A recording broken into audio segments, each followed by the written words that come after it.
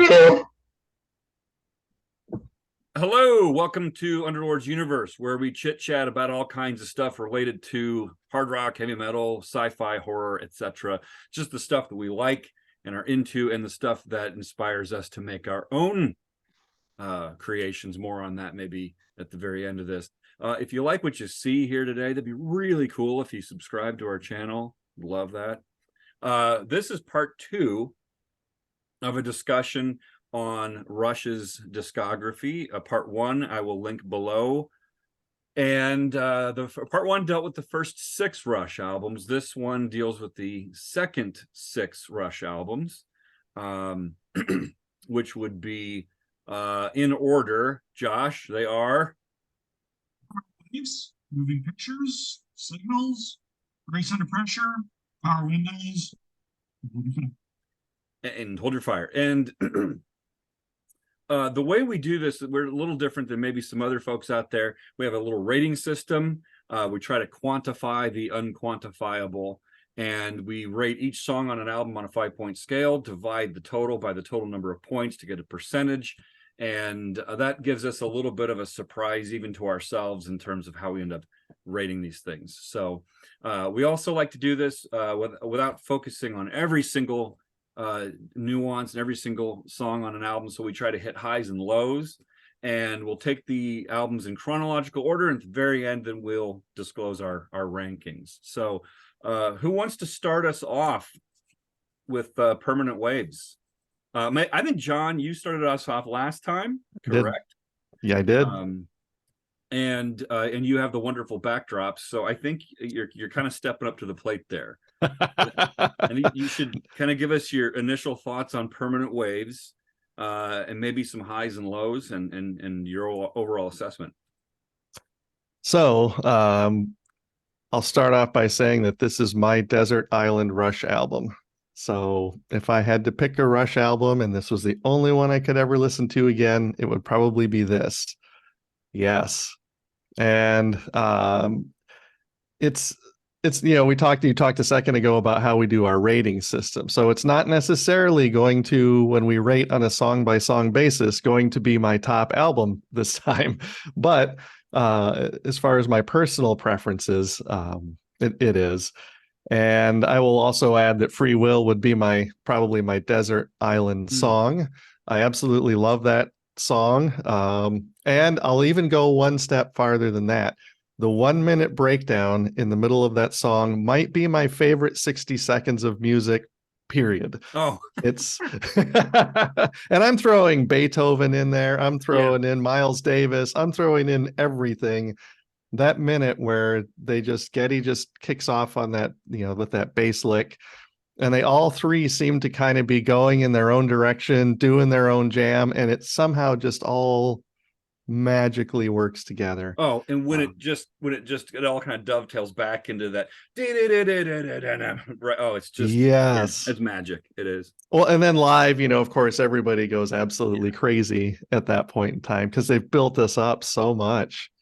So you raise a good point, I think, also about our rating system, and we don't pretend that it's like perfect or the be all end all, but there's these like intangible things too, like what the album sounds like, for example, as opposed to the songs themselves, the production value and quality, etc.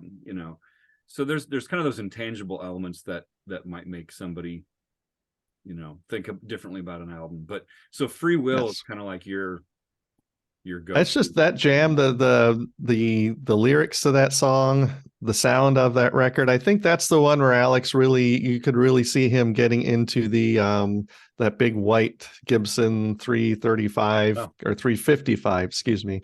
I think it was. And I don't know. I just really love the tone of that we talked about this last time. Somehow we always end up on these Alex tracks, but the tone of his guitar on this whole record, I absolutely love. And of course, Spirit of Radio, those first 2 songs are 5s for me. Spirit of Radio and Free Will are 5s. I love Natural Science. This is one I gave an adjustment to pump it up a little bit just because it's such a good record. So yeah, so it's got my favorite Rush song. It's my favorite Rush record, and I still can't play the intro to Spirit of Radio. I've tried a bajillion times. We did play it live once, and I just cranked up the wah on it so that you couldn't tell that I wasn't quite executing it well. There's a way around everything, I suppose. There is, especially in a live setting. It's fantastic. It's loud. People aren't Yep. paying that much attention. Yeah. Yeah, I don't know, Josh. What do you any references to higher low points for you on I'm going to be accountable for a second. This is kind of a forgotten Rush album for me. I don't know why when you think about Rush's catalog, I mean, this is such a great era of Rush. I don't really think of this album. I go to Hemispheres, I go to pictures, I go to Windows, Grace Under Pressure. And then I listened to it and I was absolutely blown away by how I scored this album. It actually, from a scoring perspective, and I'm going to go back and harken back to our first episode, the last episode, it actually scored higher than Hemispheres, which I was shocked by. It's almost a perfect record. Now, unlike you, the first two songs, I love Spirit of Radio and Free Will, and they're fantastic songs. I rated those high, but everything beyond those scored perfect. From Jacob's Ladder through Natural Science, it's a perfect 5 for me. So yeah, this album scored super high, and again, just kind of funny because it's like it never really, when I'm thinking about like Rush albums, this doesn't come top of mind to me, but it's such a great album. I think that Entre Nous and Different Strings, I love those songs. They're almost kind of overlooked Rush songs, but I love them both. Those are both 5s. Natural Science, one of my favorite Rush songs of all time. Just absolutely epic. Absolutely epic. Great live. Love the studio version, but it's fantastic to see it live as well. Yeah, Brent, what do your input? This didn't score as highly as I thought it might. So to kind of counter what Josh and John, not that I don't love this record because I really do. It's certainly one of my favorite Rush albums, but there are maybe a couple tracks that I don't like as well as y'all, and that would be I'm not a big Free Will fan. I love the middle part, but I gave that a 3.5 stars. And I'm not big into Jacob's Ladder. I give that 3 stars. And those would be the low points, if you will. Even though if you give something, in my view, the way I do it, if you give it a 3 stars, it's a good song. The rest of the album, I think, is just better than that. I get, Spirit of Radio, the album, I mean, that might be the greatest start of an album ever, of any record ever recorded, with that guitar intro. And Natural Science is arguably one of their masterpieces. So it rated pretty high for me, but not as high as apparently for John and for Josh. And I don't have a steady stream of 5 stars on this record, although I love everything about the record. I love the production. I love, as John was talking about, the guitar tone. There's so much to love about it. It has a nice warm quality to it. It's a natural progression, I think, from where they were with Hemispheres. And there's some things on this album that are a little bit more accessible, if you will, when you compare it to Hemispheres, which is, like, I think everybody here, one of my favorite Rush albums. So like it quite a bit. I'm not sure I like it as much as Josh and John do, and that was a bit of a surprise for me. To me, one of the hardest things is when I put an album like this on, it's like, oh, it's perfect, start to finish. And in a general sense, I'd say that, but it's like, well, okay, if I'm going to try to be objective, as objective as I can be, like here's an example where I gave Natural Science a 4.5, because going all the way back to when we were kids, the second part of it, it's like they cut that too short, and I felt that back then, and it was like, you guys, come on, like extend that out a few measures. And what did they do live when they brought it back and started playing it? They started playing it a little more extended.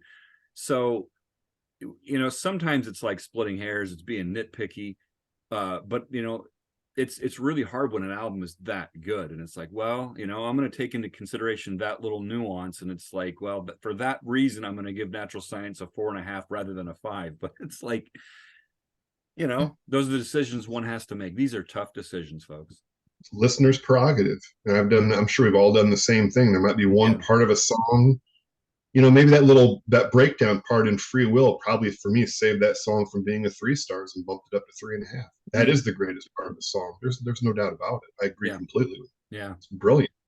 Yeah. So definitely a arguably a contender for maybe the best album that they ever did. And you know, according to a lot of fans, I'm going to guess, but yeah, I don't know. What else you got to say about it? It's interesting to me because this is one of the very first records of the 1980s. I think it came out maybe January even of 1980. Is that right? Yeah. And it does not represent the 1980s at all in terms of the popular cultural music trends. Maybe it's some on the rock side, but it's, you know, when I think of the 80s, I think of like the Cars and, you know, bands like that, Spandau Ballet. You know, it's a really interesting bridge though between the 70s and the 80s. It's like almost a perfect bridge between, you know, prog and metal that was growing, and this kind of slicker, more commercial rock. Yeah, you know, that evolves in the 80s. So it's almost like a milestone or a bridge.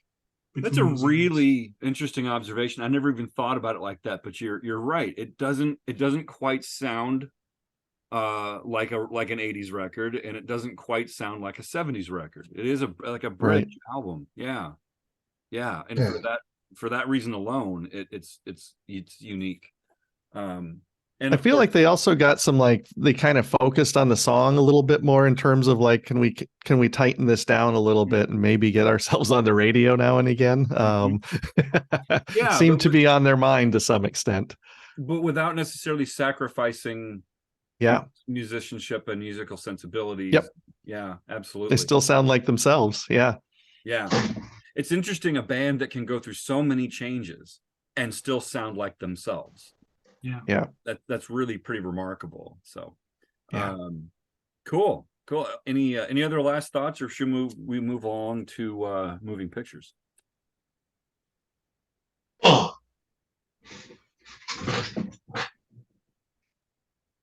the way, these are all of the remaster, the 200 milligram vinyl remasters, and the thicker the vinyl, you know, there's a tactile element to this, which is so cool. But okay. You know, what can be said about moving pictures that has not already been said? Let's move on. Let's get back on Rivendell. Yeah. I thought this was a difficult album to rate as well, because as much as I love the sound of Permanent Waves, to me, Moving Pictures sounds so perfect. You know, I should have grabbed one of those 2-inch reel tapes that we had from the old recording days, because you know that the smell of the 2-inch tape, when I put on Moving Pictures, it's almost like I can smell that reel to reel tape. It I don't know, it sounds like a strange thing to say, but there's just such a sensory overload to me about the sound of Moving Pictures. I just love it. Absolutely love it. It's like perfect. Yeah, as sort of hardcore Rush fans, I don't know about you guys, but I of course I love this album. Everything on the first side is a 5 to me. But I almost like hesitate to say that because these are all the like popular songs that even the non-Rush fans would know because they're on the radio all the time. And part of me is like, I feel like I should be really pushing for some deep cuts here and so forth. But it's just an undeniably good record to me. It is so hard because, I mean, even a song like Tom Sawyer, it's like in a lot of ways that shouldn't even be a hit, right? It's weird. Yeah. I mean, it's kind of like, you know, Queen with Bohemian Rhapsody. Like, that's weird. It shouldn't be a hit, but it is. And it's like, well, you know, sometimes the weird songs do actually punch through. And, you know, am I gonna knock some points off simply because it's overplayed? Maybe. No, Well, if I am, it maybe not be that much, maybe like half a point or something. But to me, the difficult thing about this album was that was the challenge. It was like, well, I'm going to give a 4.5 to Tom Sawyer simply because, you know, I maybe I'd rather hear Vital Signs live if I went to see them again, if I could, simply because I've heard them play Tom Sawyer so many times. But again, when they do play it, it's great. So I don't know. Brent, Josh, thoughts on how to deal with the extremely popular elements here? Brent? I had similar issues, although I just decided that Tom Sawyer's a 4 because it's just a 4 for me. It's not a 5-star song. It has nothing really to do. Yeah, it has nothing to do with popularity. Although I don't really need to hear it a whole lot. For me, the high points on the album are Red Barchetta, YYZ, Camera Eye. Those are all 5s. Everything else is a 4, except I'm not big into Vital Signs. I gave that a 3. Oh. But this album ranked extremely high, higher than I thought it would. I agree with you. It might have the best sound of any Rush album they've ever recorded. But the popularity didn't really bother me. I just had to kind of keep it in mind as I was hearing like Limelight for the bazillionth time, and try not to let that really dictate how I approached, how I was going to rank the song or talk about the song or whatever. Probably a good way to think about it. And it's time has an interesting way of impacting these things too. I remember when we were kids, Witch Hunt, for whatever reason, was the song that was like my go-to song, and I still love it. It's great, but I wouldn't necessarily say it's a go-to song for me anymore. One thing that is interesting, I can still remember to this day, Josh, you and I were driving somewhere, and I was maybe 18 years old, 17 years old, something like that. And you pointed out, at the end of the guitar solo on Red Barchetta, Neil's got that great drum roll at the end of the guitar solo, but my brain always just zeroed in on that drum fill. And you just said something like, listen to Alex's guitar at the very end of that, the way he just kind of bends those notes right up over that drum fill. And to this day, now when I listen to Red Barchetta, my mind goes towards that little guitar lick at the end of the guitar solo. And here we are again referencing Alex. It's like everything's always coming back to Alex, oddly enough, for me and you. Josh, that's a good segue to bring you into the moving pictures. Against this album, because it is their most popular. And most people, it's like when you talk to them about, moving pictures and Tom Sawyer, Heinlein. So I always find that I kind of overcompensate kind of against this album. But it was fun to sit down and just put fresh ears on and listen to it. And it scored the highest of any album that I've listened to so far. And there's nothing below a 4.5 on this record. There's a lot of 5s. The whole second side of this album is a 5 for me. Tom Sawyer is a 5, even though it is played at every Rush show, or was it, every Rush show since they did the album, and and it's on the radio all the time, but it's still 5. It's just that good of a song. So what did I will say, sorry, what? What'd you give a 4.5 to? Red Barchetta, YYZ, and Limelight. Oh, interesting. They're all 4.5s. And interesting. So John and I are kind of like opposite sides of the same coin in how we do stuff. But it's such a good album all the way through. And John, you were saying I think your favorite is Free Will, and Brian, this won't come as a surprise to you. Camera Eye, if I had to say my favorite Rush song of all time, it's Camera Eye. That song, I can't not get chills when I hear that song at several points because it's a long song. Witch Hunt, I still get chills. I love Vital Signs. It's a 5. Absolutely love that song.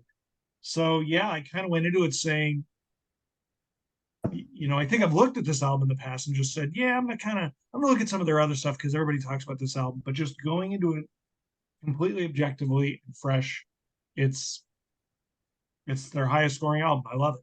Yeah, I found myself liking Vital Signs more years ago when I learned how to play the bass line. Like, Yeah. you know, when you figure something out, it's like suddenly you attach a little bit more to it. But Yeah, it's Yeah. easy. I mean, that's such an easy baseline. it sounds more complicated than it is.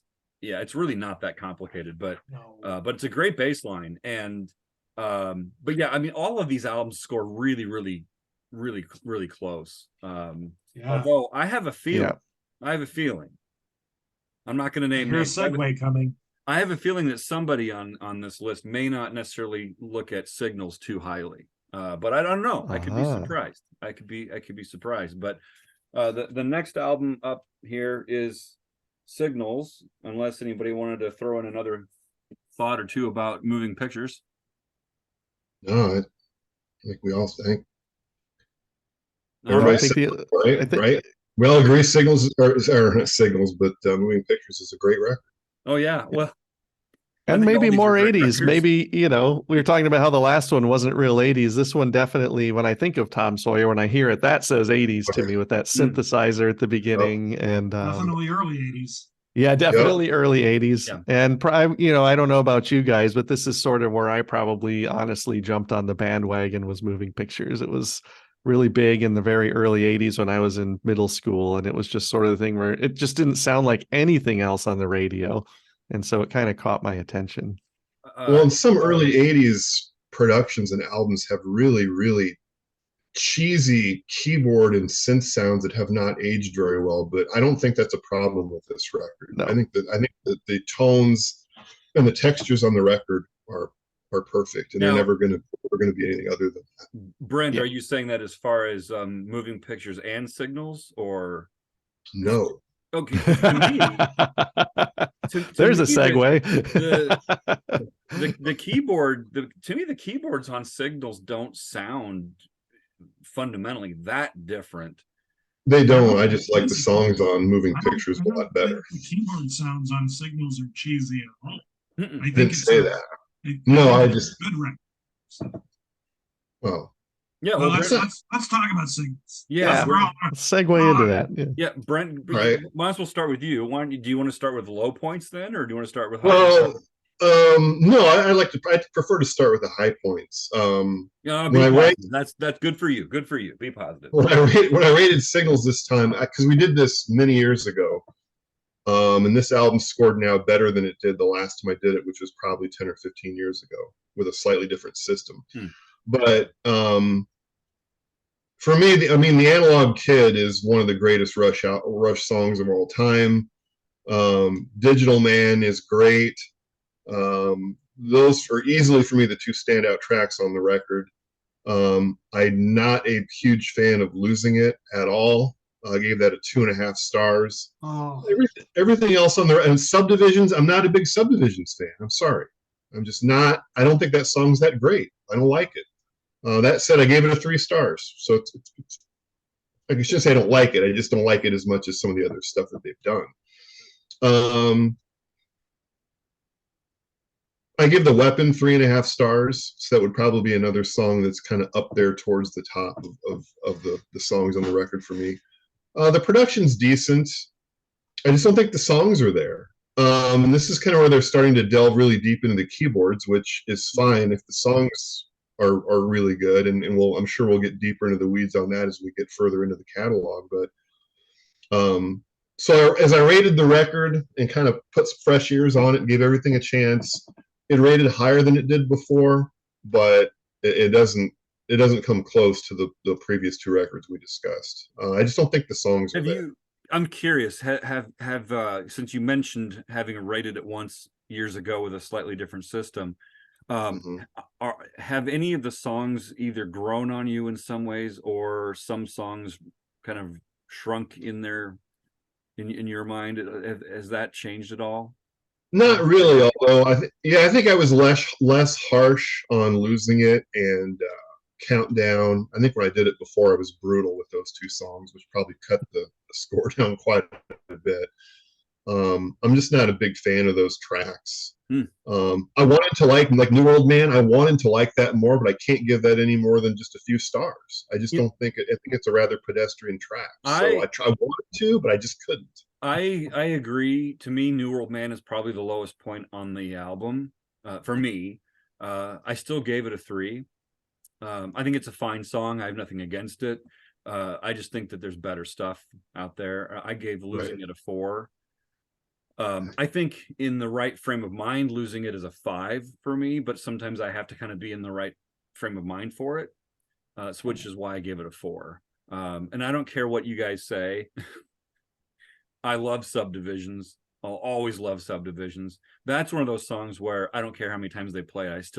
I always love it. And I agree with you about Analog Kid. Yeah. And I've never, for whatever reason, I've never been a big fan of Subdivision. And it's not because it's a keyboard-driven track either. It's just never really resonated with me, studio or live. I've just never really cared for it. Yeah. That said, I gave it a 3, so I don't hate it. Yeah. Yeah. Just I don't skip it, but yeah, I don't particularly love it.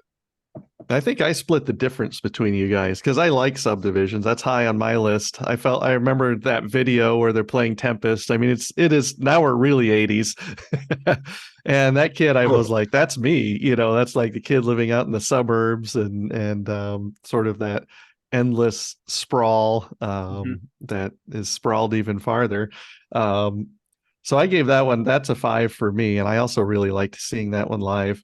The other side of the coin for me is Countdown, which is still one of my least favorite Rush tracks. And this album to me always sounded, especially after the last 2 albums, this album always sounded to me like someone put a pillow over the microphones or something. There's a real dead quality to the sound. And I don't know what that is. If it's just that the keyboards weren't done right, or because I don't think the keyboards sound, like you said, and that much different. I think they sound cool. But there's just something with the production. Yeah. It's not as crisp, right? The guitars are just not crisp and bright. So yeah, exactly. On this run, I agree. Can you know, as far as the sound on this album, since you're mentioning it, I got the super uber deluxe, it has the surround sound. I think it's in Chemistry, perhaps. Might be Chemistry, might be Digital Man. It's been a while since I've listened to the surround version of it, but there's a certain part in the song where the audio quality just drops. It's the same spot, and it's like, are you kidding me? I paid like $5,000 for this box set and the surround thing, and it's like it does it every time. And I'm like, oh, really? Come on, just in that one track, just in that one song. Yeah. But then it stays that way. The rest, it's like the sound quality is like that, and it stays that way for the rest of the album. For the rest of the record, it's like that. Yeah. Wow. And I haven't seen anybody else online anywhere complaining about that or talking about it. So I don't know. Maybe you got these super duper deluxe versions. You got the $10,000 version. Yeah. Yeah. So I shouldn't be complaining. I do want to mention Countdown. When we were kids, Countdown, I didn't like Countdown actually at all as kids. And I'm looking at my numbers here. I did give Countdown a 3 as well as New World Man, so they kind of tied for the lower spot. To me, the problem I had with Countdown is it just sounded to me, and it still sounds to me, like they're fitting the lyrics in, like with a shoehorn. Like, this is what it's got to be about, and this is what the lyrics have to be, and so therefore let's just wedge them into the melody as best we can, and it just doesn't work, I don't think, on that level. I do think the riff though at the very end is really cool though, so I don't mind it. I mean I like the song, I just don't think it's up there with their highest stuff. I agree with you on the shoehorning. That's also, I remember thinking that maybe the first time or second time I heard that, I'm like, yeah, this doesn't sound like these lyrics fit in with this rhythm very well. Yeah. But then the other side of the coin was Analog Kid, which is a high point for me of all Rush catalog. And every time they didn't do that too many times live, but whenever they did and Alex pulled off that solo, it was just like, yeah, it was magical. Yeah. Definitely. Did they play that on the Counterparts tour? I'm pretty sure they did. I don't remember. I'm pretty sure that they did. I think they did it on Time Machine, maybe also is possible. I should have my notes with me. Did not bring my notes. I'm thinking R30. Oh, maybe R30. Okay. But yeah, I'm also thinking Counterparts as well for some reason. But anyway, we could do a whole episode on some live Rush stuff too. But yeah, I don't know, Josh, you've been kind of sitting there patiently, quietly Oh, I mean, I agree with a lot of what you guys are saying. And to me, this was the first Rush album where you see the score drop significantly. And I like Signals. I think it's Yeah. got some magic on it. Analog, we've all talked about Analog Kid. I think to me that's one of my favorite songs. Great song, 5. Digital Man's a 5. Losing It for me is a 5. Like I absolutely love that song. Those are the 5s on the album. You start to get back with these two, unlike the last few albums, you start to get into some songs that are 3s or 3.5s. Chemistry, I mean, it's a good song, but it's just kind of there. The Weapon is a good song. New World Man, it's fine. I like Countdown. I rated it. I think of it. I like it more now than I did when I was younger. It's an experiment. I think it's interesting when Rush experiments. Like this probably Rivendell. isn't. Yes, and I would have to look at my notes and see if I like Countdown more than Rivendell. Just off the top of my head, I don't think you do. I think I might like Countdown a little more than Rivendell. But there's going to be some other experiments before the end of this episode that we might get into. So it does drop a bit. There's a bit of a muffledness to the sound, and I don't know what else to say. I mean, I agree with you guys. It's a very good record. It's a very good record, but you do see more peaks and valleys on this one as opposed to the last several, which are just really more peaks. Yeah. I think. Well, and the thing is if some of these albums were great and some were mediocre and some were terrible, then this wouldn't be any fun. Right. Exactly. Like that's what Right. makes this kind of a fun exercise. But yeah, And maybe if this record didn't come on the heels of the 2 or 3 that preceded it, maybe Yeah. we would look at it in a That's a slightly good different point. light. But when you're stacked up against those masterpieces, it's just it's hard, and it's not fair. It's just reality. Context, context matters. And on a side note, since we all either live in or have lived in Iowa, the last time Rush played Iowa was Cedar Rapids or Dubuque, one of the two. Did they play Cedar Dubuque? Rapids? Was it Cedar Rapids? I think On so. the Signals tour. And then they would only play. Wow. They only played Iowa one more time in their career, and that would have been on. I think it's November 1st of 02 on the Vapor Trails tour. So they played Iowa like all the time up until Signals, and then after Signals, only one more time. Something happened. We need to look into this. Something happened. Seemed like they almost took pains to go around Iowa for a while there. I know, right? Now, I was lucky enough to, I live in Michigan, and I live an hour and a quarter or so away from, the Metro Detroit area. So, I never had to book a hotel or anything. You just go see the Rush show. I'd get home at 3 a.m, but I felt very, very lucky. I know. And well, maybe Neil rode his motorcycle through Iowa. Well, he did. He wrote about it in one of his books. Right. Yeah. So, guys, speaking of shows, though, Iron Maiden just announced dates for fall of 2024.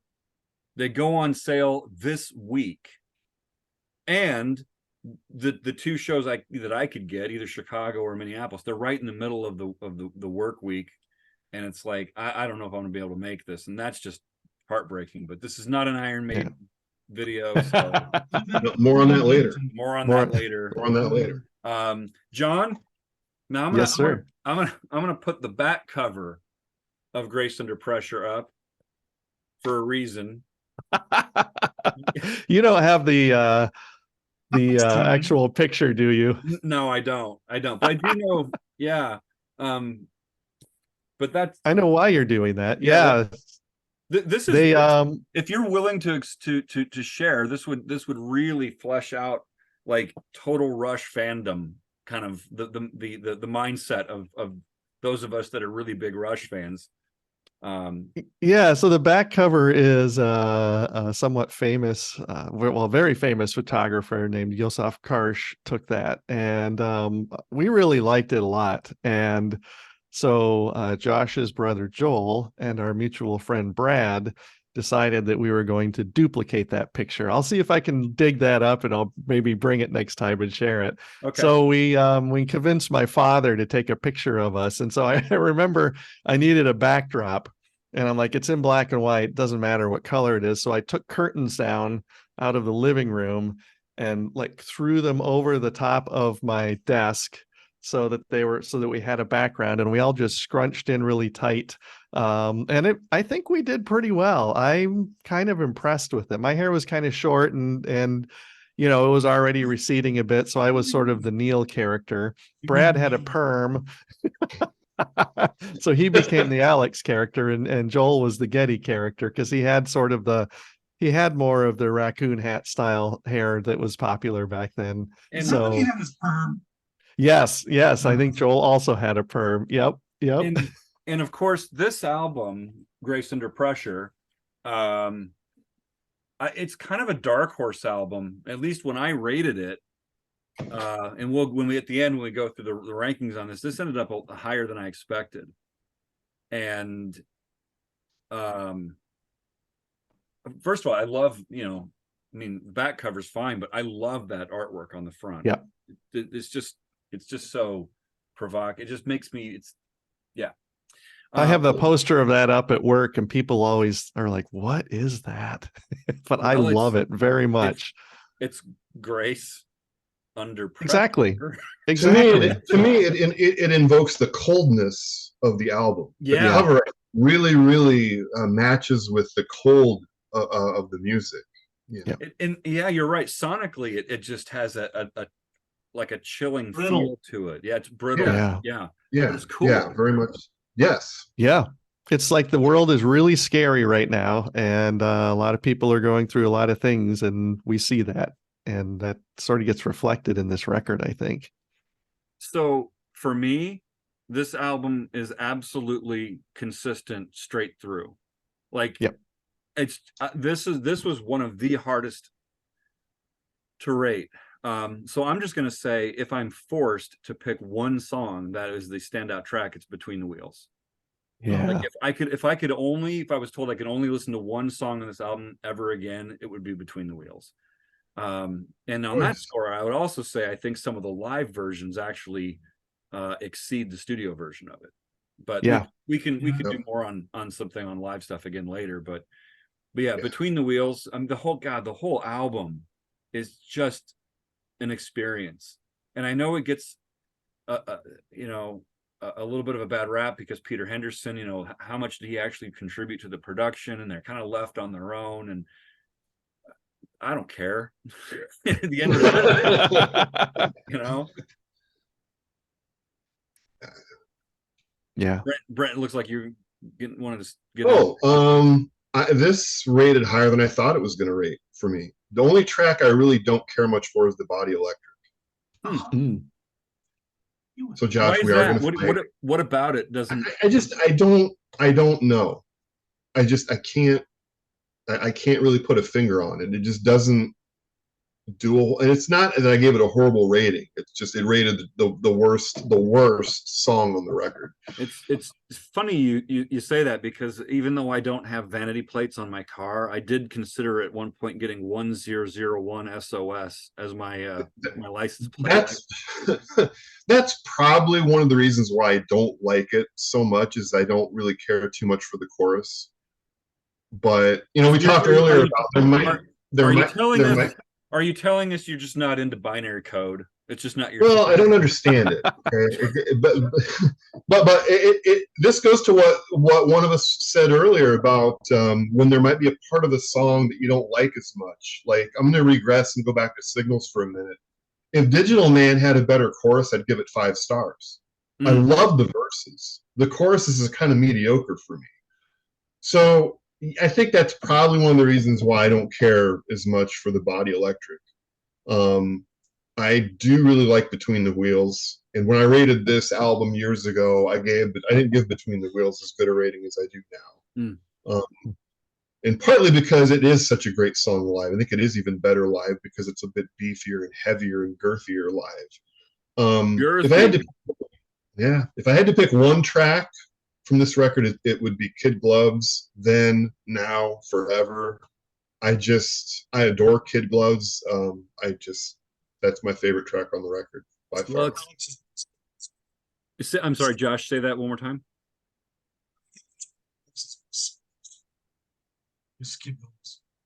Yeah?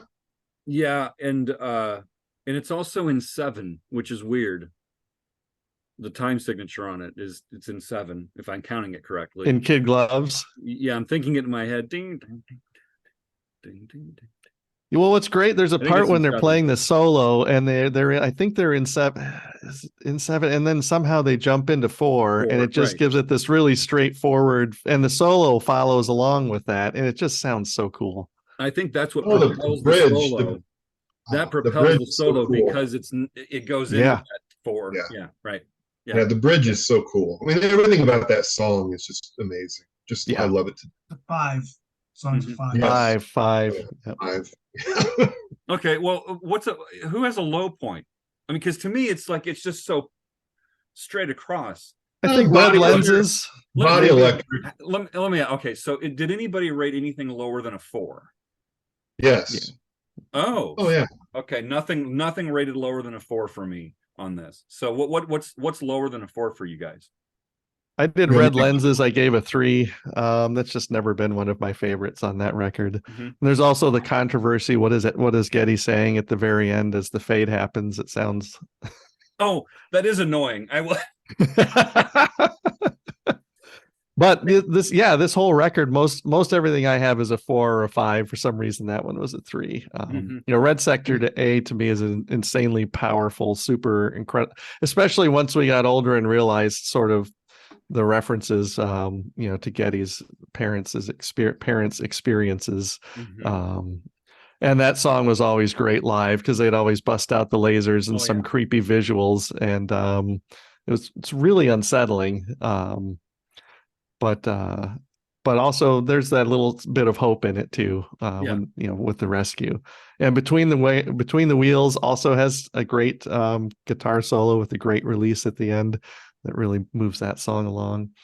Yeah, I think Body Electric, I was torn, but like between 3.5 to a 4. So I ended up settling on a 3.5, but I'm on the fence on that one. When it came to Red Lenses, I gave that a 4.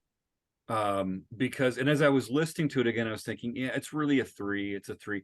But the way it just builds, by the time the song was over, I was like, no, it's a 4. It has to be a 4. So it's like it started off so maybe I should have given it a 3.5 to split the difference. I don't know, but I mean, such is life. Yeah. Josh? This is a really emotional one because this was, I think, the new record. Transition from 7th to 8th grade. It was a really bad time in life, and this album just, I think, really spoke to me in a really unique way.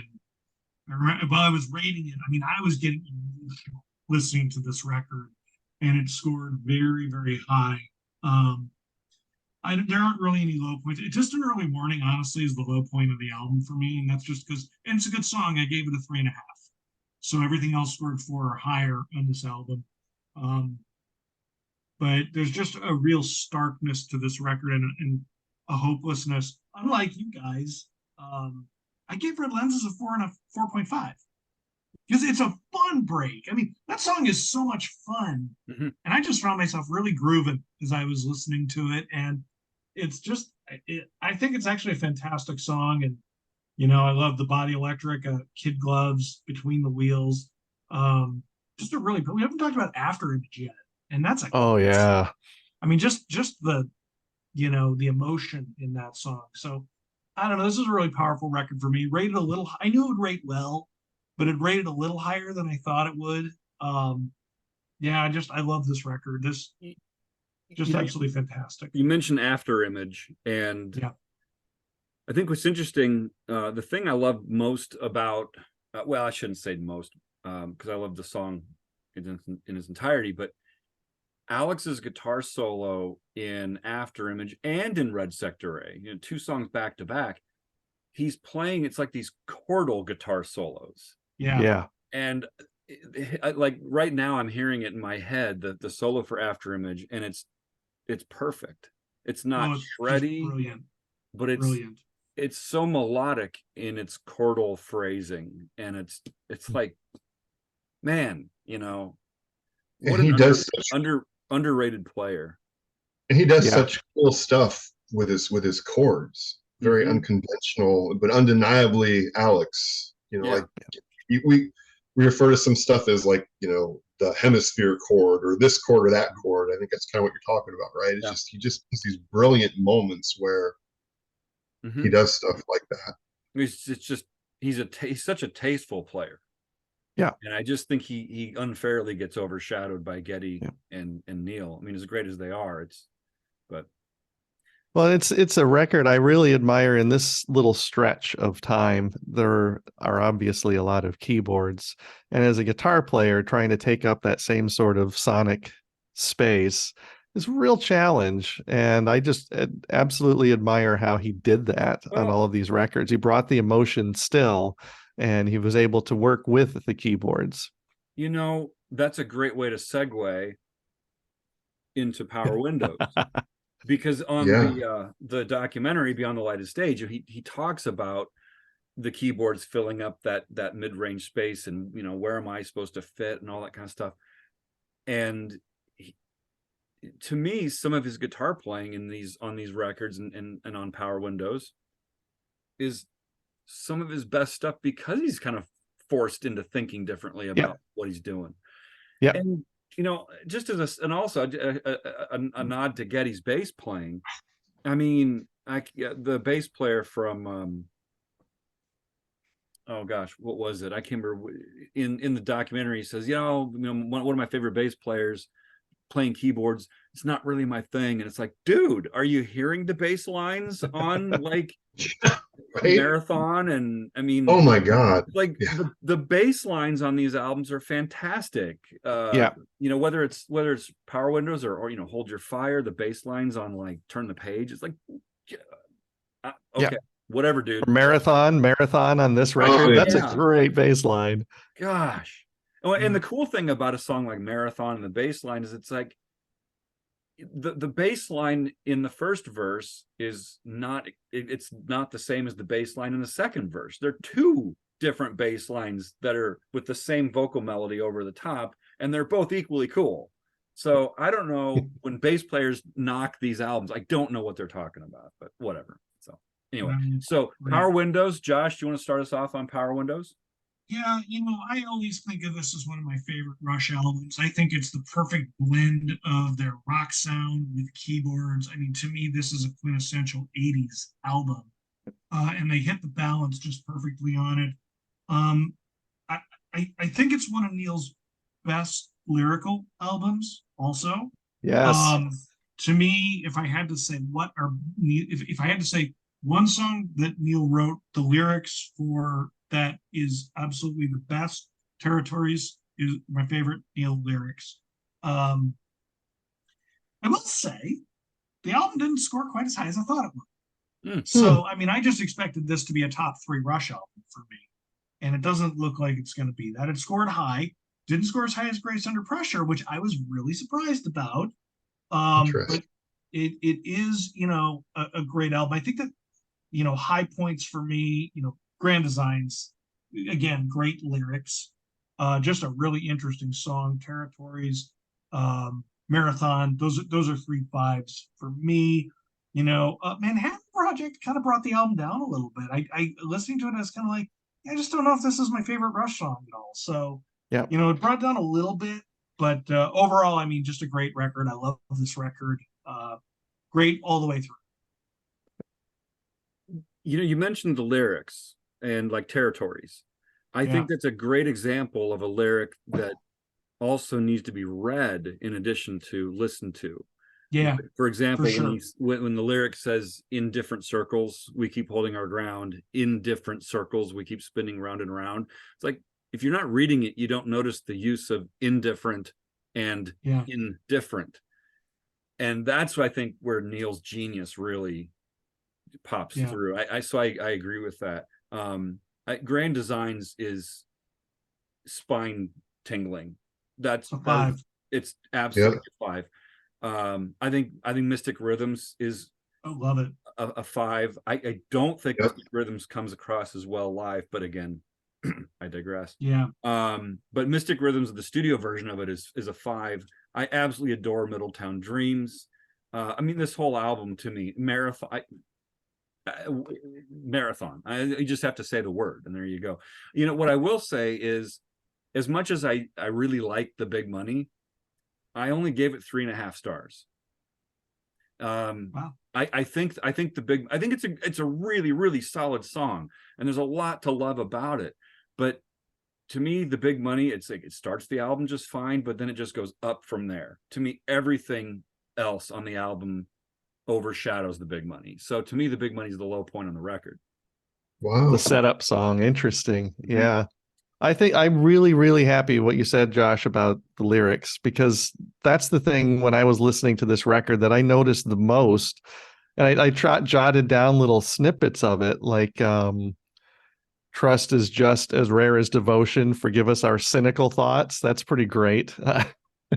And obviously better the pride that resides. That whole line is fantastic. And the other one that caught me was, it's true that love can change us, but never quite enough. And there's just such, and I'm thinking of Neil was maybe in his 30s, and he's having these thoughts that like now as a person in my 50s are just seem really still kind of profound. Yeah, this is, to me, this album, I was surprised that it ranked as highly as it did, but it turns out I really do love this record. Mm-hmm. Yeah, high points. I put down Territories as well. Middletown Dreams, Mystic Rhythms. I remember coming home during senior year at lunchtime. We had open campus, and almost every day we would come home and pop on MTV during lunch, and the Mystic Rhythms video would be on there, and I was captivated by that video. It was just so cool. What's that, Josh? Really cool video. Yeah, yes. I found out recently that you know, the weird sort of skeleton-y, animatronic-y looking thing in that video, I found out is at this sort of curio museum in the Detroit area. So I'm gonna see if I can go down there and check that thing out one of these days. I'll pay admission just to see that thing. Yes. Take a picture. I will. None of them ever interacted with it. They probably never saw it in their lives until the video came out, but I still want to see it. Yeah. Brent? That video was almost as cool as Time Stand Still, which we'll talk about next. Oh, yeah, Not to get ahead of ourselves. Yeah. That was a joke. Oh, because that is an incredible video, just in a different way. yeah. Yeah. We'll get there. We'll get there. Brent? Yeah, the video I really remember is the Big Money. I think that video was, I didn't really care for Getty's hair. The video, like it a lot. Love this record, always have. For me, the high points, Big Money, Grand Designs. I love the riff in Territories, that driving, punching riff, just killer. Mystic Rhythms, those are all 5s for me. And I think as was previously said, it's a really perfect combination of the keyboard and guitars. There's a perfect meld of that with this record. It's poppy, but it's also got some progressive leanings to it. You know, I don't think any of the tracks are 6 minutes. I think they're all under 6 minutes or approaching 6 minutes in length. So it's easy to digest. The ending of Grand Designs gives me goosebumps every time I listen to it. The outro, Big Money, same thing. I just get the chills when I hear that outro where they just keep doing that thing over, and I could listen to it forever. I don't get tired of it. Low points, if you want to call it a low point, Emotion Detector and Middletown Dreams. Yes, I said that. If you want to call them low points, I still like those songs. I think it's just because the other songs I love, I just really, really love. You know what I'm going to this has always been one of my favorite Rush albums, and it did score very high, which I thought it would. Here's what I'm going to say about Middletown Dreams. You ready? Yes. There you go. And you know what? As far as the Emotion Detector goes, I can tell you this. I love the song. It sounds like with this album, feelings run high. Oh, To go Oh, back to Middletown that was Dreams, bad. That was yeah, I- yeah. Mhm. I guess I just kind of leave. I guess I'll just leave it at that. I just think if I had to pick I don't know if I could pick one song from this record. It's hard. If I had to pick, it'd probably be Grand Designs, but that's tough. I mean, I love Territories so much. Yeah. I don't know. yeah. You guys could pick one. What would it be? I have a hard time with this record because I- the record is so good. Pick like the top one, you mean, or favorite? Yeah, your favorite song from this record. It's hard. Right? Yeah. It's really tough.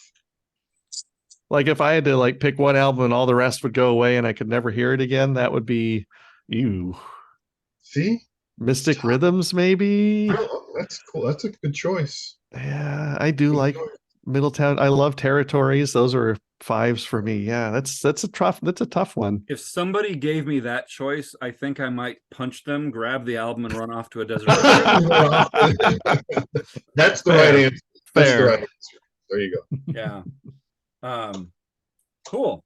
Any other thoughts on Power Windows before we go to the final album in this particular chunk? We're gonna need some time to talk about this one. This Hold is gonna your spark fire. some controversy.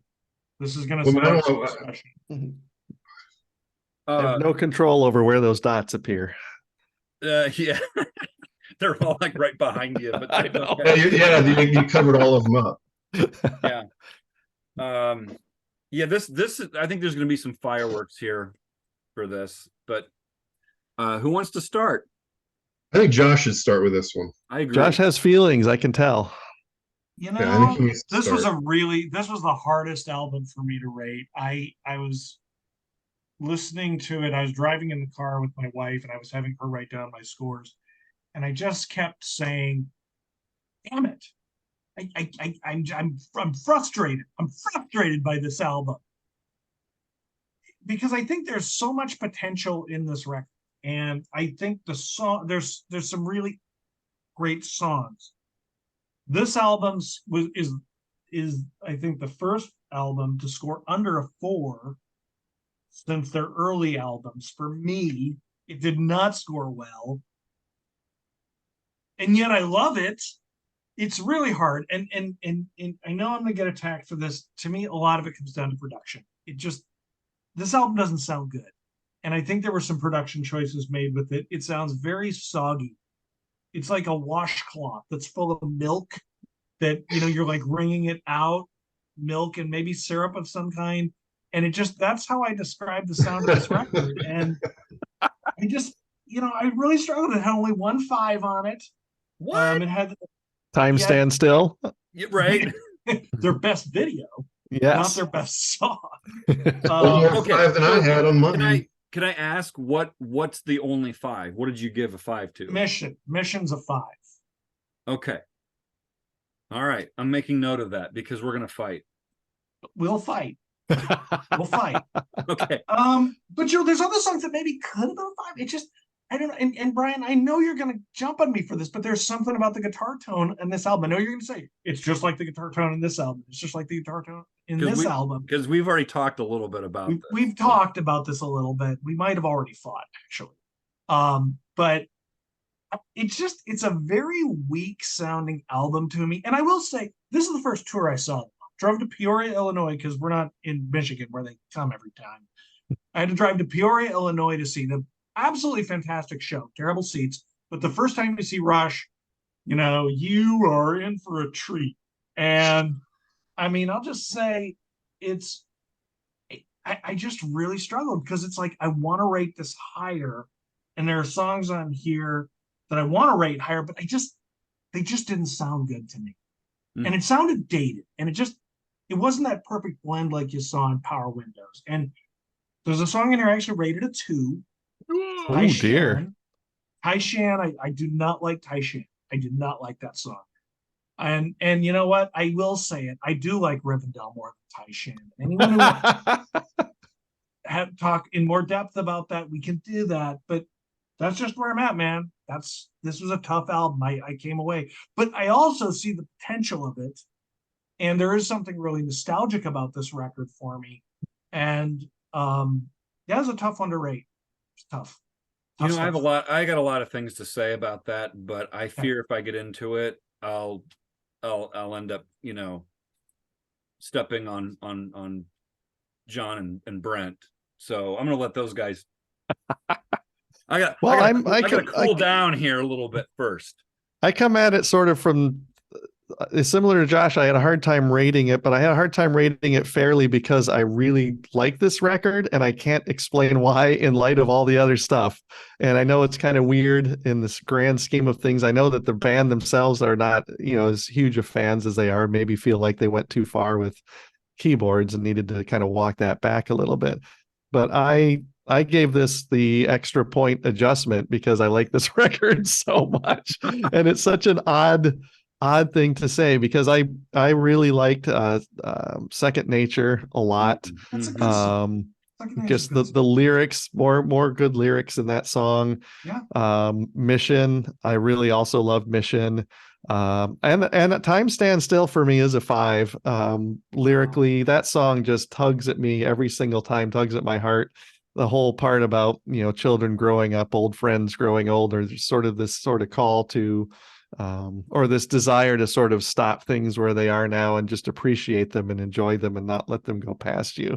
But I think, you know, Josh talked earlier about the Grace Under Pressure being sort of a keystone moment in his life in terms of where he was when he heard it and so forth. And I'm thinking for me, that's Hold Your Fire. This one kind of came out in a point in my life where it just sort of, I clicked with it. So I don't know that I can fairly rate it the way that it, as coldly, objectively as I might be able to rate some of the other ones for that reason. I really like this record. I do want to interject and say, I do really like this record. Okay. Yeah. So, yeah. Well, the thing about all of this is that this whole little section, these are some of my favorite records. So when we do our rating at the end and we say what's 1, what's 2, what's 3, they're going to be, you know, we're splitting hairs here. It's not like the one that I make number 6 is a terrible record or that I hate it or anything. I love I love all Rush records. And in particular, I love this grouping of Rush records. Yeah. I mean, it is kind of interesting how when a person gets into a band or a certain kind of music, how that impacts the way they view things. Yeah. Because, you know, and Brent would attest to this, but, you know, we grew up, you know, it was, you know, Kiss and Van Halen and, you know, and not to take anything away from Kiss and Van Halen, we, you know, love them. But then we started playing in the band and Josh started playing with us, and the drummer that we had, John Hoffmeyer, I mean, he had King Crimson and Deep Purple at his house, you know, and Josh is like, one day Josh is like, yeah, the new Rush album, Presto, it was. And I'm like, you know, I've never really actually listened to him. I think I will. So I listened to Presto and it just absolutely blew me away. And the way I kind of tend to work is I go, well, if I really like Presto, which was the newest album at the time, I want to get the one closest to it, which of course is Hold Your Fire. So this was the second Rush album I ever actually really listened to. And it still hits me that same way. There's just a nostalgia to it for me. And so it is hard to be objective about it. But I gave 5s to Mission and Turn the Page, and Prime Mover as well. Yeah. If this song was just produced a little different, if this album was just produced a little differently, if it had a little bit more of an edge and maybe the drums sounded a little more organic to me, yeah, I think this album could have scored a lot higher for me because the songs are really interesting and really good. So that's why I struggle. The thing about the keyboards on this album that I think is so different than to me, Power Windows is like this rainbow of sound. There's just all these different kinds of sound. Yeah. And then with Hold Your Fire, Brent, you know, it's kind of like what you mentioned with the cover of Grace Under Pressure. The cover of this kind of seems to kind of sum up the sound of the album. Like there's a consistency all the way through the album to my ear especially when it comes to the keyboard sense. It's not as varied. It's kind of a little more one-dimensional. I don't think that's a negative. I actually really like it for that reason. It kind of gets me kind of lulled into like a state of mind when I listen to this record. I just kind of have to take it all the way through. And I do include Tai Shan. It is a little bit of an outlier because it's got a little bit of what's the word I'm looking for in music? It's exoticism when you write something that's in a different from a different cultural perspective. I guess now they might say that's cultural appropriation and you shouldn't do it. Yes, they would. But it is what it is. And Neil apparently had a great experience in China at Mount Taishan. And when I listen to that song as a kid or even today, I'm kind of transported into a different place. I literally have the word transport in my notes for that song. I wrote an unfairly maligned song transports me into the story.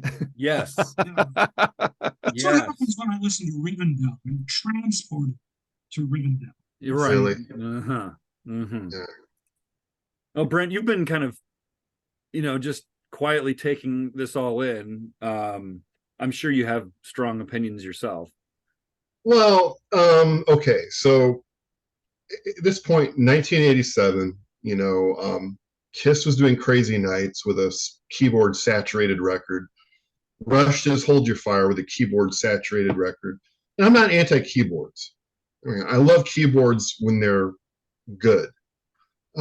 Josh talked about the production of this album. This album doesn't sound good. And he and I, we've been at loggerheads about this record for quite a while now. Josh has said to me sometimes that the songs are still good. I maintain that the songs are they're decent. There's two songs on this record that really dragged the whole rating down for me. That's Lock and Key and Tai Shan. The rest of the record, I gave everything a 3 and higher. So those two songs, I think, are the worst of the lot. I didn't give any 5s on this record. The closest I gave Prime Mover a 4. Wow. I gave Lock and Key a 4. And I gave Prime Mover and I agree with what Josh said. I think if this was more of a guitar-driven record with better production and maybe some better sounding drums, probably would have scored higher for me. But this album is not anywhere close to of this group of 6, the top 2 or 3. It's consistent in that I gave a lot of 3s, 3.5. But then you have a song. It's an example when you have a song like Tai Shan, a record can't really. It's hard to recover from that. I give that a 1.5 stars. Whoa! Ouch! Wow! I gave Lock and Key 2.5 stars. So John, what did you give Tai Shan? I gave Tai Shan a 3. I gave it a 3.5. I gave it a 3.5. I really like the song. I gave nothing lower than a 3 on this record. Yeah. And a High Water, I gave a 4. To me, High Water is a religious experience. That's a great song. I gave it a 4.5. I gave it a 4.5. As a matter of fact, I have nothing under a 3.5 on this album. Interesting. Yeah. Okay. All right. I thought I was going to be the odd man out on this one. No. Well, I think it's kind of. No, that's me. I'm the odd man.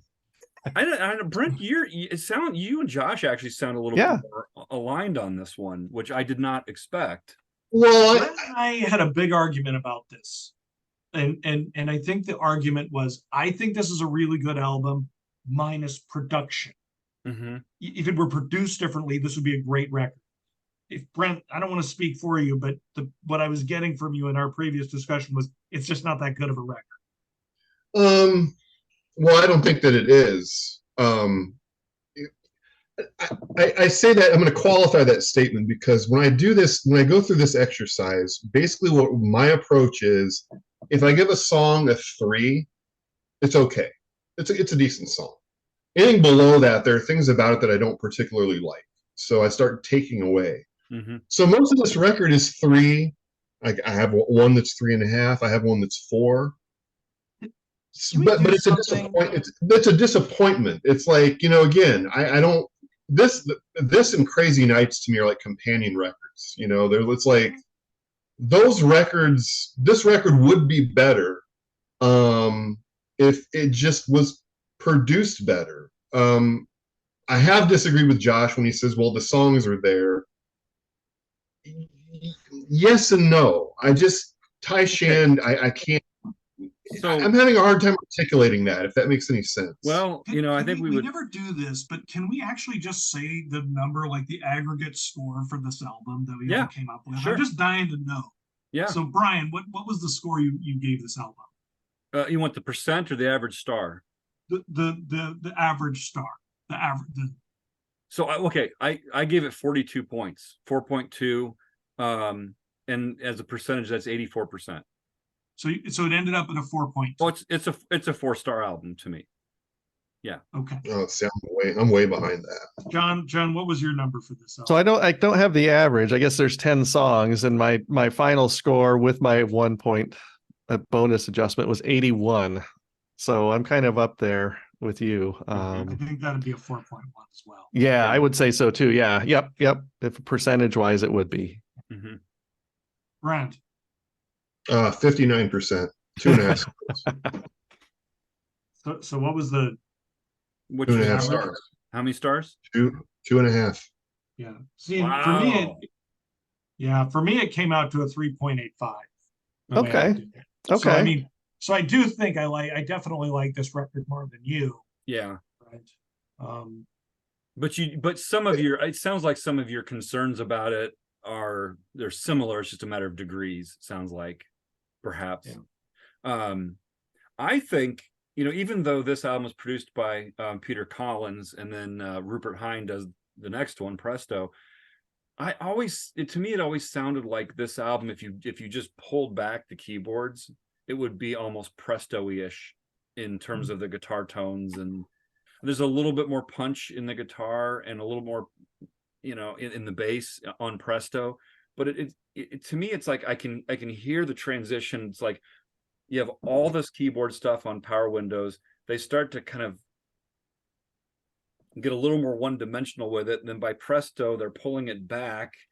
By Roll the Bones and Counterparts, they're really pulling it back. You know, so I think it's an interesting listen to hear them, you know, transition away from the keyboards. It's not something that happened overnight. Yeah, I mean, that's a great point, and I think a great observation. The other point I want to make, and I don't want to get away without saying this, is, you know, I gave Tai Shan a 2, but I also would say, to me, that is an experiment. That's an experimental song that Rush did. And I think that one thing about Rush is it is really interesting when they experiment, and even when they have an experiment that fails, which I think Tai Shan is, it's still really interesting. Like, I would not want that to not be on the album.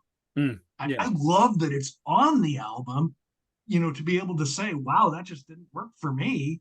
But it's still a super interesting thing they did. I agree. Even the songs I don't care for as much as the ones I love, I don't want them not to be on the record. It's part of the whole experience. It's just not necessarily a good part of it, or as good. Right. I see what you're saying, although we disagree. So John and I are the defenders of Tai Shan here, and that, you know, it is what it is. So are you guys did you have any surprises in your overall rankings of these? Should we do the 6, 5, 4, 3, 2, 1 of this? Yeah. Yes, and to answer your question, I did have a surprise. There were some real surprises this time, and we can kind of go through that. I had some surprises myself. Yeah. So I am traveling, so I did not bring the albums with me. However, I did take a picture of myself holding the albums for this purpose. Well, since you have the backdrops, you have the backdrops too. Yeah, doing the so I'm going to backdrop it. All right, ready for number 6? I am. I'm just ordering. Brian, are you going to do a countdown, and then we can hold it? I like that. Countdown. Oh yeah, that right. A countdown. So we're doing 6, 5, 4, 3. 6, 5, 4, 3, 2, 1. So we're starting with the 6. least favorite of these albums, even though, again, I think it goes without saying we still love all these records, right? We do. So okay. So number 6. Ready? Hmm? Oh, look at that. Interesting. Uh-huh. See, Josh, we're not going to fight about this record. We're not going to fight at all. Okay. I'm gonna move the mic out of the way here. All right. And number 5. Oh, Brent, you and I are right on course with each other. Wow. See? Yeah, Josh, you and Brent are really right on there. Come on. Is that Grace Under I Pressure? love this album. I love this album. I just want to say it again. I love Grace Under Pressure. Are we at number what now? 4? Yeah, we did 6, we did 5. Now here's 4. Mine is Permanent Waves. That's a surprise, Brian. Mhm. Josh, that's a surprise. Yeah, I was John, This is one surprise. of my surprises. Yeah, Yeah, And- surprise for me also. I was surprised that this was in the bottom tier of this set of 6. So we're at what, number 3, right? 3? Yep. 3. Ah, It's kind of a surprise Wow. for me. nice little autograph there. Thank you for noticing. Yeah. Hey, you didn't cover it up. You moved aside. We could see it. Oh, there we go. And number 2. This is a surprise for me. Yes. And Josh, you've got the Permanent Waves reissue, Yep. the deluxe edition. Yeah. And then number 1 for me is Power Windows. I thought that would be my number 1, but it's not. That's my surprise. Oh, 3 moving pictures, man. so That's 3 my of you guys. surprise. So 3 of you guys had Moving Pictures at number 1. I had my Moving Pictures was my number 2, and Power Windows is my number. So I'm curious, where did you guys have Power Windows again? I had it 4th. 4th. Fourth. Okay. And Brent, where was you? Power And that was Windows? number 2 for me. But here's the Okay. cool thing. Yeah. For me, between Moving Pictures, which was number 1, and Permanent Waves, which is number 3, they're separated by 2 percentage points. Yeah. Yeah. Yeah, mine are super tight also. Mine are 3 percentage points between those 2 albums. Yeah. It was close. And of So course, just you know, varying degrees of greatness, right? Yeah, I have 78 78.75 for Grace Under Pressure, and then everything else is like right around the 80, 81, 86 for Permanent Waves, and then it jumps to 91 for Moving Pictures. mhm. But Signals is the only one that wasn't really hanging with the rest of the group in my collection. That one was down in the 60s. Well, and I think any reasonable person could say, well, I mean, gosh, if they're so close and you scored, if on a different day, if you gave another half point to a song, They would be right. Come and they'd It's be true. right. That is true. It's true. But Yes. this is the point here is to I just know when I watch people rate stuff, sometimes I wonder, on what criteria they are coming to their conclusions. Not that they have to have anything other than what they think, but I just like this because it gives us a tool to kind of reassess and think about and talk about. So Well, we just talked. I want to say something real quick. Yeah. We just talked about how tight some of these are. John Mhm. just mentioned, going through some of his. For me, the gap between Hold Your Fire, which was number 6, and Moving Pictures, which was number 1, the gap is 26 points. well, okay, It's so a huge gap. yeah, and I don't have Yeah. a gap. That gap does that. I don't have a gap in my ratings on these, but at the same time, though, I mean, sometimes I think you surprise yourself. Like I was surprised at the fact that Grace Under Pressure ranked higher for me than Permanent Waves. I was stunned by that. But then I thought, well, maybe that's telling me something about these songs and about what the albums mean to me. It doesn't mean that I dislike Permanent Waves, right? I mean, No, that's part of the fun of this, the surprises, because they do happen Yeah. a lot. I fully expected Permanent Waves to be my number 1, and it ended up being my number 2, just on the strength of individual songs. Yeah. mhm. But you also said that it would be and this is interesting Yep. because you said would be the one you would take to the desert island. So Yes. the one that scores the best doesn't necessarily mean that that's the one that you would take with you. It's There's so interesting. much about feelings that that just enter into all of that, and experiences and Mhm. and yeah. Yeah, and here we are making our own experiences, reliving the stuff as Rush fans, because we can. Because it's fun. It's fun. Right. Yeah. So at any rate, I think that closes out this part 2. Part 2. You guys have any last final thoughts, or not? No, I'm looking forward to part 3. Yep. That's going to be interesting. That's going to be real interesting. Yeah. Part 3 will take us from Presto through to the end with Clockwork Angels. So I'm looking forward to that one as well. If somebody out there was thoroughly bored enough to watch this entire thing, thank you. You're awesome. And please comment. Tell us where we're idiots. Tell us where we're wrong. Please subscribe.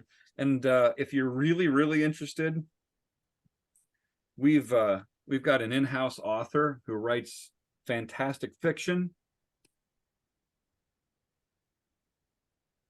in what we call the Underlords universe. Josh, do you want to make any kind of comment about any of that, or just let it speak for itself? Let's let it speak for itself. Yeah, it's just fantasy gone in the right direction.